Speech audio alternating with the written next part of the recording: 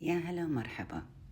وصفتنا اليوم خليجية كويتية 100%، وهي موش ربيان الطري. ربيان طري يعني هو الجمبري.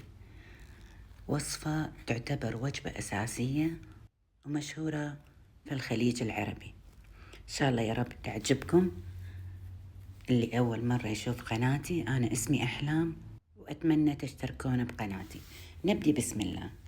طبعا أول شيء نجهز الحشو اللي هو يسمونها الكشنة.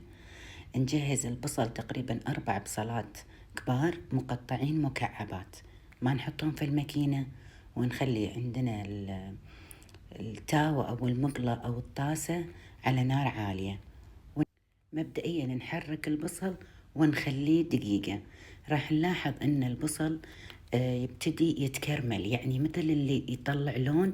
نحط عليه شوية ماي ونحركه، وايضا هم نخليه لمن ياخذ لون، وبعدين مكان ما ياخذ لون اللون البني نحط عليه شوية ماي عشان يسحب اللون البني من المقلة، ونفس الوقت نوزع هذا اللون على البصل. راح اقرب لكم الحين الفيديو. شوف هذا عندي الحين اللون، هذا البصل لما شوية ينلجع يحترق يطلع هذا اللون، فنحط عليه الماي ونحرك على طول البصل عليه. شوفون الحين شلون هو راح.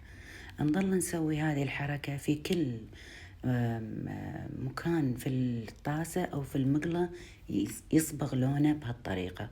هم نضيف عليه ماي لين نوصل إن البصل كله يتكرمل ويعطينا اللون الذهبي.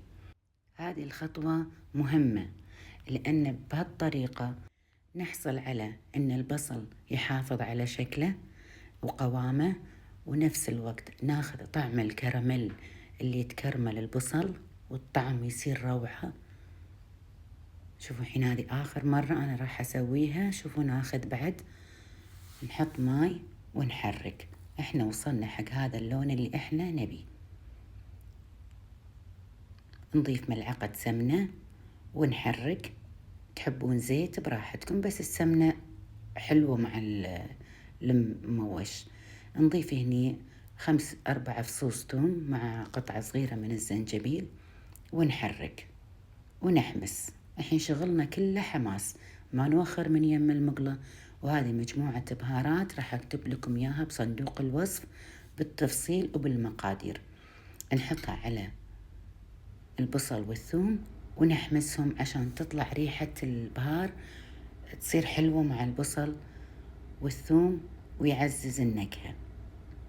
الحين نيجي نضيف الربيان أنا هني عندي نظفته وشلت الحبل الرملي وصبيت عليه ماي مغلي علشان يكش وإنه ما يطلع العصارة اللي فيه. أضفته إلى البصل ونحمس تقريبا 5 دقايق لمن إن الربيان ياخذ نكهة البهار وياخذ نكهة البصل، ونفس الوقت هم البصل ياخذ نكهة الربيان. نظل نحمسها 5 دقايق. طبعا احنا ما نوخر من يم المقلة، لأن شغلنا الحين كله إن احنا نحمس. ننزل هني تقريبا أنا نزلت شدة كزبر ونص شدة شبنت، وهم نحمسهم لمن يذبلون. عندي في إضافة أنا أضفتها تقدرون تستغنون عنها، ملعقة معجون. أنا أحب يصير الحشو شوية لونه برتقالي، وهذا اختياري براحتكم. نحمسهم على بعض. شوفوا عطاني لون جميل. ونغطيه نخليه تقريبا 5 دقايق وبس. نحرك هني. خلاص هني نكون احنا خلصنا من الحشو ونعزله على جنب. بس قبل ما نعزله خل أوريكم شكل الربيان. ما شاء الله لا إله إلا الله، ريحته تينن يعني تبخرنا. نفصل الربيان، نخلي الربع و3/4 نشيله نحطه على صحن، لسبب أنا راح أضيف على هالربع اللي أنا شلته ماي علشان يسحب لي كل النكهات اللي لاصقة بالمقلاة أو بالطاسة.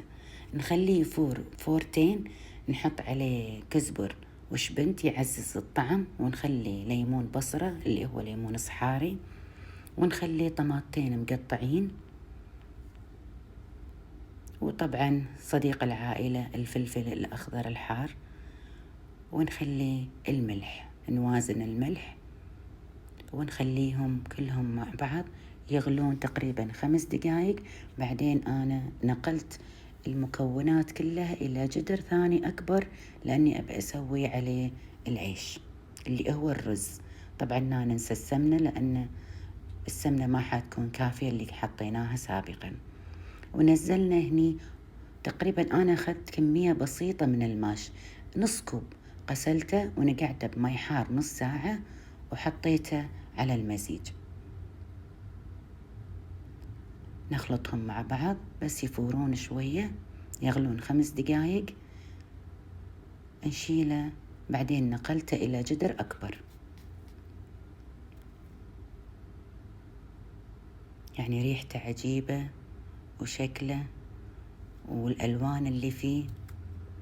شوف عقب ما نقلته، شوف سحب كل اللي موجود بقاع المقلة، وهذا الشيء يعطي طعم جميل جدا حق العيش. هني أنا نقلته، طبعا خليته تقريبا 10 دقايق يغلي، نزلت عليه الرز.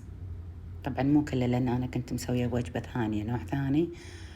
ونحرك الحين. طبعا نلاحظ أن الماء قليل، فلازم أنا أزيد الماء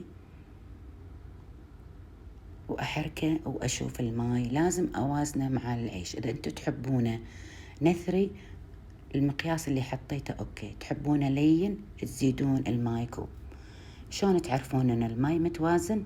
بس حطوا القفشة بالنص، إذا وقفت خلاص معناه الماء عندي أنا أوكي 100%.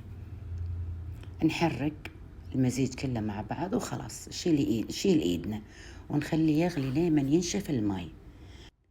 وعقب ما ينشف ننزل عليه الحشو اللي احنا شلناه. احنا مو قلنا 3/4 الحشو نشيله والربع نخليه بس. ونسوي طبعا فتحات بالملاس أو بالملعقة، بحيث أن البخار يتوزع من الأسفل إلى أعلى. ونخليه نص ساعة يتسكر أو يتهدر إلى أن يستوي. هني طبعا وجبتنا خلصت، ما شاء الله تبارك الرحمن. يعني هذه طبخة احنا ما نستغنى عنها ومشهورة جدا. هني الحين ننشب، هني نصب الأكل. شوف ما شاء الله العيش أول شيء نثري كل حبة بحبتها ولونه جميل، وهم ترى فيه ربيان. ونحط الحشو فوق العيش ونصفه ونرتبه، ونحط الفلفل والليمون ونزينه بالكزبر. وأتمنى إن شاء الله الوصفة عجبتكم. لا تنسونا حبايبي باللايك والاشتراك، وفي أمان الله.